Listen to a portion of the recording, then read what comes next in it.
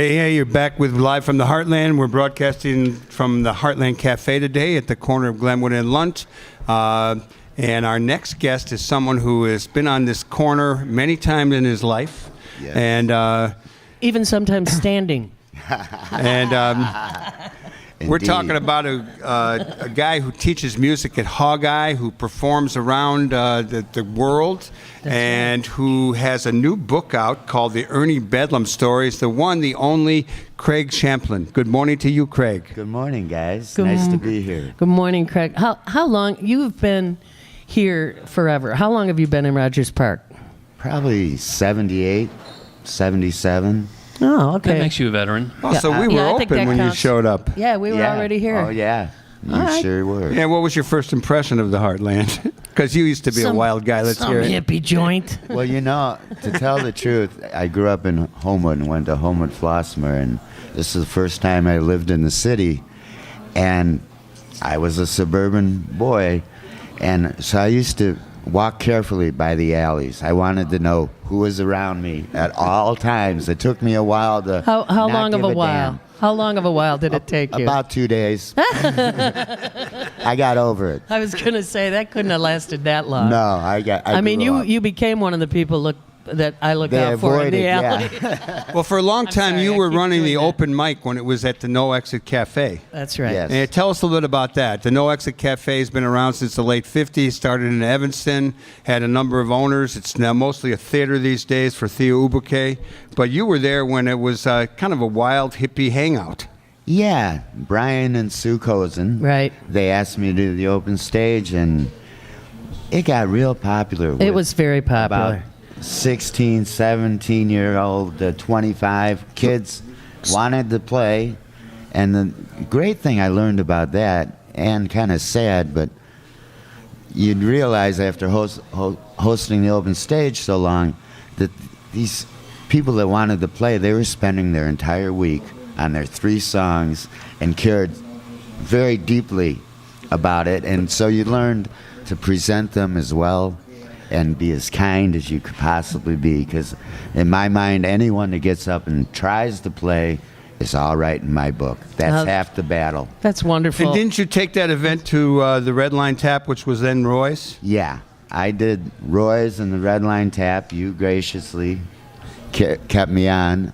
Well, that was a piece of work. Yeah, I know. That took some work. Well, But anyway, 18 years I ran the open stage between those two venues. Yeah. So your book reads as sort of a narrative poetry slam, a stream of consciousness effort that is really something else. Who is Ernie Bedlam?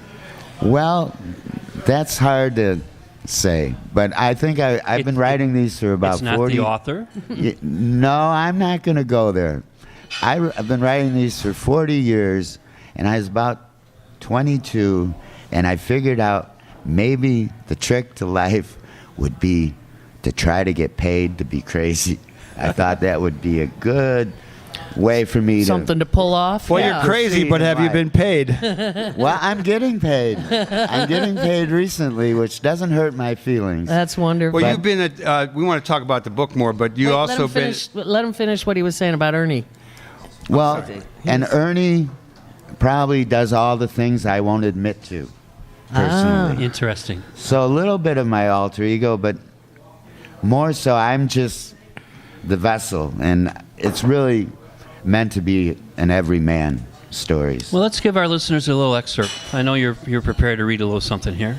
Okay, Take a drink of that Dr. Pepper Yes, that you I will. snuck into the Heartland Cafe for the little sweetness it brings you, and tooth decay and and stuff. that wild graphic on it. And before I begin, I've been trying to learn how to read. I'm doing a podcast at the Mighty Small Studios, and my producer is a wonderful lady named Dorothy Conway.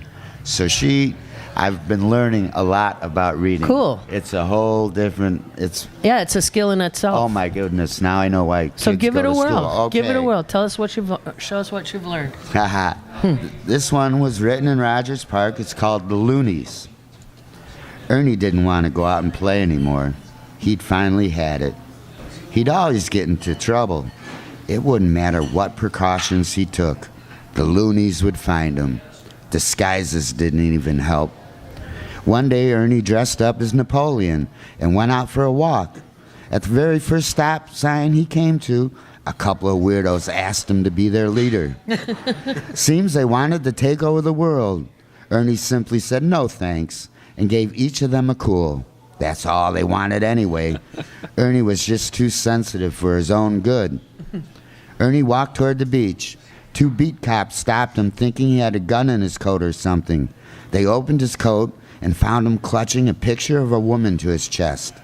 As one of the cops was looking at the picture, Ernie's ex-wife, whom he hadn't seen in 3 years, strolled by with a new baby. The cop stopped her and said, "This weird guy, dressed up as Napoleon, has a picture of you." She just smiled and told him Ernie was an old friend who sometimes did crazy things. The cops let Ernie go and told him to dress more appropriately if he didn't want to get hassled. Ernie got a 6-pack and went back to his apartment. He put on Judy Garland's Somewhere Over the Rainbow and opened a beer. The phone rang, and Ernie answered it. A female voice said, "Cute, Ernie," and hung up. Ernie always got caught. That's excellent. Excellent. Craig, are you still teaching up at Hog High Music? Not much. The owner is concentrating more on repairs. We still have lessons there, but I've taken to going only to people's homes that have 3 stories. If they have 3 floors, I get a little more money. So I'm teaching a little less and being a little more selective, but I still have a couple autistic students that I've taught for a long time, and that I really enjoy. Oh, that's wonderful.